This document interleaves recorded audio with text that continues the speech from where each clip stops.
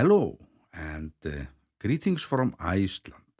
Yesterday turned out to be a bit shaky since Bárðarbunga volcano got struck with a magnitude 5.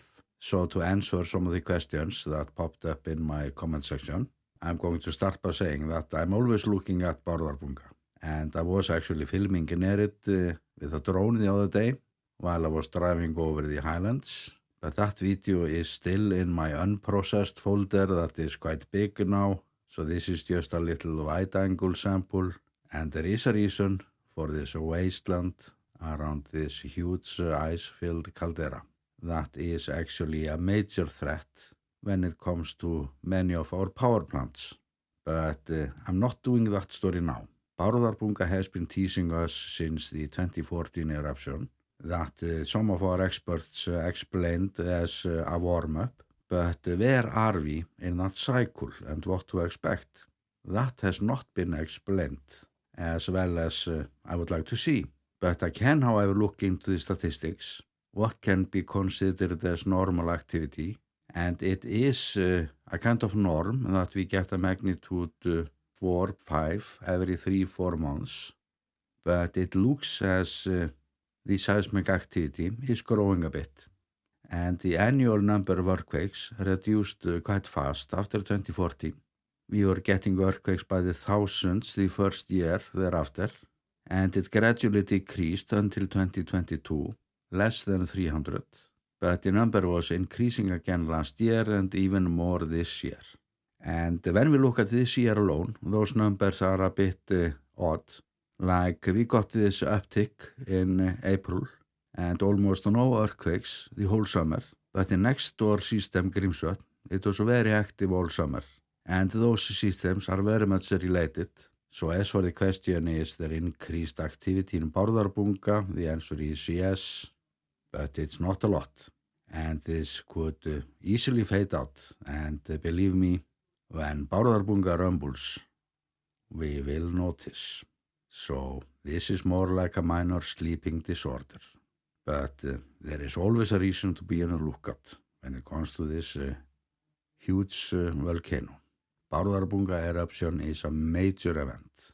So let's move to something a bit more simple, or the ongoing eruption on the Reykjanes Peninsula. And I'm not losing any sleep over it. It wouldn't surprise me if it would go on for this like 2-3 weeks more. But the eruption itself is not very impressive now, but impressive enough to get some tourists closer. And pictures like this have started to pop up in the news. I'm not sure what the cops will do with this guy when they get to him, but it might be something about a new method to make him eat traditional Icelandic food like rotten shark. I think it's appropriate punishment. It would keep me away for sure, but I am still in the north. The plan was to go to Reykjavík last Monday, but as you might have heard before, the weather is miserable, so I'm aiming for next weekend now. It looks better. And what I plan to film, the fire isn't the big deal. It's not that impressive. And the influx of magma into the reservoir is now likely equal to the outflow from the lower magma chamber that keeps this going, or so says the Met Office.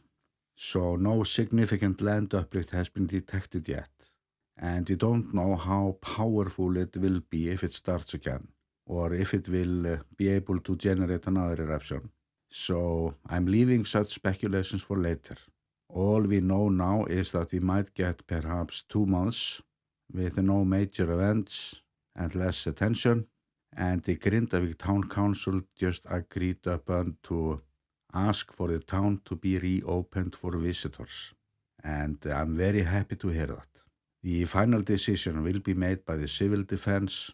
And I know I will get the question, isn't it too dangerous to allow people to be wandering around there? And I want to make it clear that the town was scanned a few months ago with radars from a drone in order to see cavities, and since then fences have been built to lock off those areas that need to be fixed, and the rest of the town is just fine. The location of the last eruption is also giving us a little bit of hope, or if the activity is shifting to the northeast now, but I'm not counting on it though. It's just too much wishful thinking, but I do want the town reopened. Get some life into it. Let the restaurants open up so they can get some income for themselves and the municipality and some hope as well. And if the town would open, people will not flock in to move back. We know that for sure, but it will be good for all of us. The people that used to live there and us who come to visit. Like I want to be able to drive through like I've done hundreds of times. Get my cup of coffee or hot chocolate before I hit the road again. So this will be clear in the next days. And I suspect that this will be allowed to happen. And with that, I'm sending you best regards from the volcano island, Iceland.